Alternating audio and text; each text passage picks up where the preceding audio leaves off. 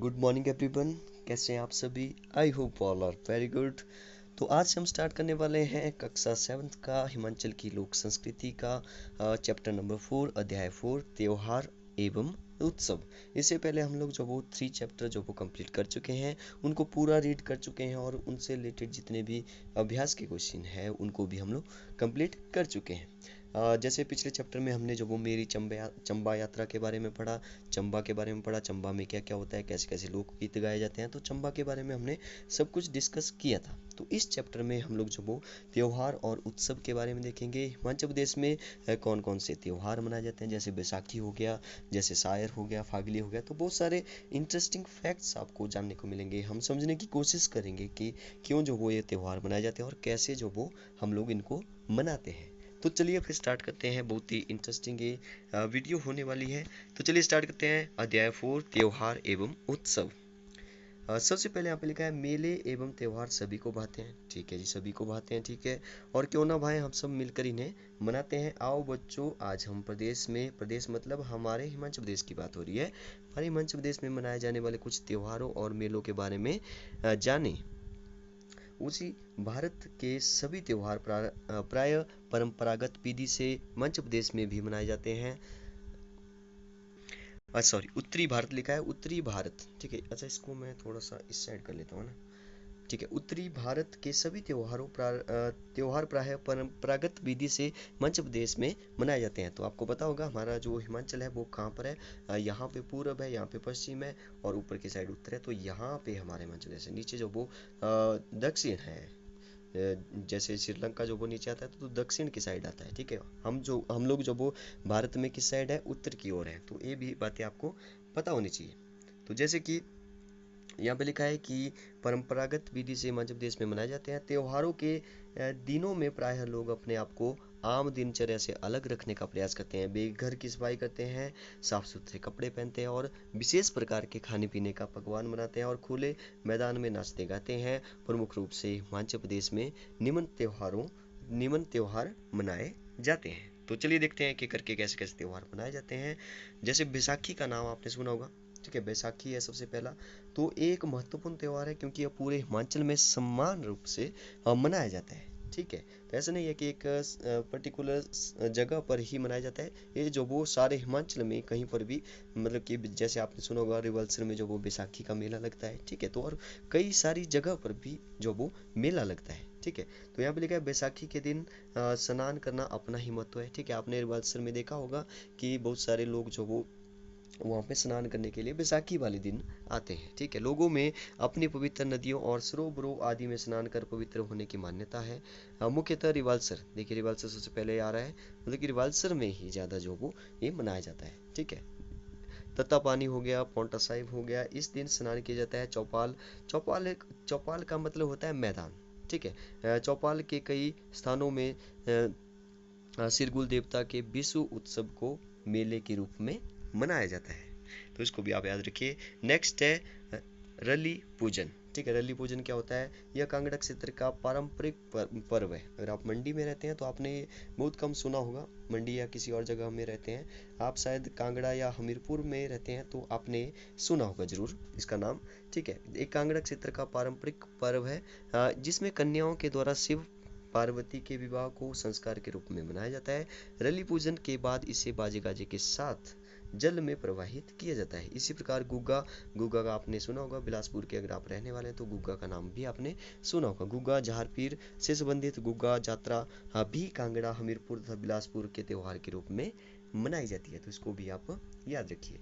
Next है लोसर, ठीक है। लोसर जो वो कई सारे एग्जाम में भी पूछा गया है, ठीक है। लोसर जो वो कैसा त्योहार है, ठीक है। लोसर यह त्योहार तिब्बत से लगे हुए क्षेत्रों में बड़ी धूमधाम से मनाया जाता है। कहाँ पे मनाया जाता है? तिब्बत से लगे हुए क्षेत्रों से मनाया जाता है। मतलब कि तिब्बत से लगे हुए क्षेत्रों में ज्यादातर मनाया जाता है। इसे वहाँ नए वर्ष का आरंभ भी माना जाता है। कोई भी व्यक्ति दोपहर से पहले अपने घर से बाहर नहीं निकलता, ठीक है। दोपहर से पहले घर से बाहर नहीं निकलता। लोग गृह देवता किमसू के सामने दीपक जलाते हैं। याद रखिए, लोग जो वो किसके सामने दीपक जलाते हैं? किमसू के सामने जो वो दीपक जलाते हैं। ये जो लोसर त्योहार मनाया जाता है तो ये तिब्बतियन जो भी लोग होते हैं वो इससे ज़्यादातर मनाते हैं, क्योंकि ये जो वो उनके लिए एक नया साल होता है। तिब्बतियन कैलेंडर का जो पहला महीना होता है उसका पहला दिन जो होता है, जैसे हम लोग जो वो न्यू ईयर मनाते हैं, ठीक है, 1 जनवरी को, ठीक है, और हिंदी वाले जो कैलेंडर के अनुसार जो वो हम लोग 1 अप्रैल को जो वो न्यू ईयर मनाते हैं। तो उनका एक नया, मतलब कि उनके कैलेंडर के अनुसार उनका जो भी पहला महीना है उस पहले पहले महीने का जो पहला दिन है उसे वो लोसर कहते हैं। लोसर का मतलब ही नया साल होता है, ठीक है। तो ये कौन मनाते हैं? तिब्बतियन लोग मनाते हैं। नेक्स्ट देखिए, नेक्स्ट है शायर। शायर तो आपने बहुत सुना होगा नाम। शायर को शायर भी बोलते हैं, ठीक है। यह त्योहार बरसात के अंत व नई फसल के आने की खुशी में, ठीक है, नई फसल आने की खुशी में मनाया जाता है। इसके बारे में हम पिछली वीडियो में भी बात कर चुके हैं, किसी पिछले चैप्टर में। इस त्योहार में कई पकवान मनाए जाते हैं। कई स्थानों पर इस दिन को मेले के रूप में भी मनाया जाता है। क्या ऊपर लिखित त्योहारों को आप भी मनाते हैं? यदि हाँ तो कैसे? ठीक है, तो आप भी थोड़ा सा लिखने की कोशिश करिएगा कि अगर आप इन त्योहारों को मनाते हैं, जैसे शायर आप लोग मनाते हैं, ठीक है। लोसर तो नहीं मनाते होंगे, ठीक है। बैसाखी आप लोग मनाते हैं, ठीक है। रली पूजन आप लोग मनाते हैं। तो यहाँ पर जो है वो आप इनके बारे में लिखिए कि कैसे कैसे आप लोग मनाते हैं। अगर लोसर भी मनाते हैं तो जैसे लोसर अगर नहीं मनाते हैं तो नई साल के बारे में लिखिए। नई साल को आप कैसे एंजॉय करते हो तो उसके बारे में लिखिए, ठीक है। तो इसके बारे में थोड़ा सा सोचिए कैसे कैसे मनाते हैं और उसके बारे में आप लिखने की ज़रा कोशिश कीजिए। नेक्स्ट है यहाँ पे फागली, ठीक है। फागली लाहौल स्पीति और कुल्लू घाटी में यह त्यौहार फागुन के रूप में मनाया जाता है। अच्छा, ये जो फागी त्योहार है इसका जो वो इसके बारे में आपकी बुक में जो वो बहुत कम लिखा गया है। तो मैंने सोचा इसको जो वो डिटेल में जो वो मैं आपके सामने जो वो बताता हूँ कि डिटेल में फागली जो वो क्या होता है। तो फगली या फागली एक ही बात है, ठीक है, जिसे स्थानीय रूप से कुश या कुंस के नाम से जाना जाता है। पतन घाटी का सबसे महत्वपूर्ण उत्सव है। फरवरी के पहले या दूसरे सप्ताह में जो वो अमावस्या चंद्रमा की रात पर खोगला के पखवाड़े के बाद यह गिरता है। यह पूरी तरह से सजाए गए हैं और तेल दीपक जलाए जाते हैं। एक बर्चा सेटअप है जिसमें बांस की छड़ी 2 से 3 फीट लंबा फर्श पर चढ़ाया जाता है। छड़ी के चारों ओर एक श्वेत चापलूसी को इस तरह से एक मानेर में लपेटा जाता है कि एक परी में कोने में बैठे आभूषण और मैरीगोल्ड फूलों से सजाए गए सुझाव दें। बरसात से धूप जलाने के साथ स्वादिष्ट व्यंजक रखे जाते हैं। बरजा चोटी की भव्य मां एंजल शिखरा एपीपीए का प्रतिनिधित्व करती है। यह यहाँ यात्रा को घर में समृद्धि लाने के लिए माना जाता है। अनुष्ठान की मांग के मुताबिक परिवार और उसके पत्नी के सिर सुबह सुबह भुना हुआ जो जौ का आटा और मक्खन दूध का आटा और कुंवारी तैयार करने के लिए उठते हैं, ठीक है। टोटू को छत तक ले जाया जाता है जो देवताओं को दिया जाता है। बाद में कुंवारी को उन कौओं को फेंक दिया जाता है, ठीक है। तो ये ऐसे ऐसे जो वो त्योहार को मनाते हैं। तो इसको आप थोड़ा सा इसको रीड करिए और अच्छे से जो वो इसके बारे में आपको थोड़ा बहुत पता होना चाहिए। जैसे लास्ट में लिखा है, अगले हफ्तों में मैरीगोल्ड फूलों और अन्य त्योहारों के आदान प्रदान के साथ साथ रिश्तेदारों और दोस्तों के बीच उत्सव, ठीक है, 2 बार लिखा है, जारी रहते हैं, ठीक है। तो इसके बारे में आपको पता होना चाहिए। नेक्स्ट त्योहार है लोहड़ी, ठीक है। लोहड़ी का नाम तो आप सभी ने जो वो सुना होगा, ठीक है। लोहड़ी यह त्योहार प्रथम माघ की संक्रांति को मनाया जाता है। इस दिन अभी लोग पवित्र जलाशयों में स्नान करना शुभ मानते हैं। इस दिन चावल दाल की खिचड़ी बनाई जाती है, ठीक है। आपने सुना होगा चावल दाल की खिचड़ी बनाई जाती है, तो आपने इसको याद रखना है, जिसे घी और दही के साथ खाया जाता है। बच्चे अलग अलग टोलियां बनाकर लोहड़ी का गीत गाकर घर घर जाकर जो वो लोहड़ी मांगते हैं, ठीक है। हमारे यहाँ पर तो पहले जो बहुत गाई जाती थी लोहड़ी, हम लोग जो वो घर घर जाकर जो वो लोगों से लोहड़ी मांगते थे। रात रात को जो वो जाते थे 10-11 बजे तक जो वो घर वापस आते थे, ठीक है। तो आप भी लिखिए इसके बारे में कि कैसे कैसे आप बनाते हैं। इसके बारे में जब अभ्यास के क्वेश्चन होंगे तो उसके बारे में क्वेश्चन जरूर पूछा जाएगा। जैसे नेक्स्ट है पेज नंबर 19 था, पेज नंबर 20 पर है छिंज। छिंज भी आपने सुना होगा, छिंज होती है हमारे यहाँ पर हिमाचल में क्या और भी कई सारी जगहों में जो वो छिंज होती है, ठीक है, छिंज को जो वो कुश्ती जैसे होती है, ठीक है, तो वही है छिंज। चैत्र के महीने में प्रदेश के लोग अपनी इच्छा पूरी हो जाने पर स्थानीय देवताओं को प्रसन्न करने के लिए इसका आयोजन करते हैं। ढोल नगाड़े बजाए जाते हैं, पहलवान जो वो कुश्ती करते हैं, तो इसी को जो वो छिंज हम लोग बोलते हैं। ये जो वो कई सारे जगह पर जो वो मनाई जाती है, जैसे हमीरपुर में भी, मंडी में, और कई सारे जिलों में जो वो ये मनाई जाती है, ठीक है, कई सारी जगह पर।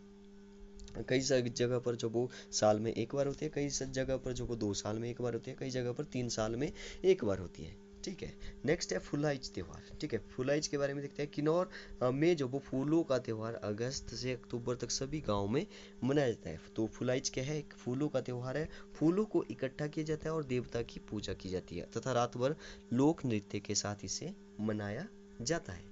नेक्स्ट क्या है, यहाँ कई मेले और त्यौहार जैसे कि कृष्ण जन्माष्टमी हो गया, रामनवमी हो गया, दीपावली, होली, शिवरात्रि, नवरात्रि, रक्षाबंधन, नागपंचमी, बसंत पंचमी, क्रिसमस, मुहर्रम, बुद्ध पूर्णिमा, दशहरा, महावीर जयंती और प्रकाश पर्व भी हिमाचल के लोग धूमधाम से मनाते हैं, ठीक है। तो यहाँ पर जितने भी यहाँ पे लिखे हैं त्यौहार, उनको भी हम लोग जो हो धूमधाम से मनाते हैं। जैसे शिवरात्रि हो गया, नवरात्रि भी मनाते हैं हम लोग, रक्षाबंधन तो मनाते ही हैं, ठीक है। तो ये सभी त्यौहार भी हम लोग मनाते हैं, ठीक है। तो यहाँ पे कोई त्यौहार अगर छूट गया हो तो आपने ऐसा नहीं सोचना है कि उसको नहीं मनाते हैं, उसको भी हम लोग मनाते हैं, ठीक है।